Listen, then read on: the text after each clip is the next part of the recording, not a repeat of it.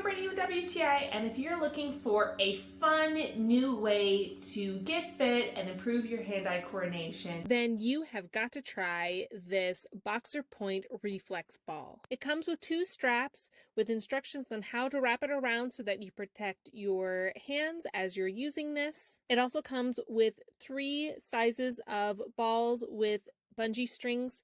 You have the red, which is the biggest, the yellow, which is the intermediate or medium size, and then blue, which is the most difficult because it is the smallest. It also comes with this little bag with a needle and extra bungee cord for if something breaks. The strap for your head has a nice little ring where you're going to attach the bungee string.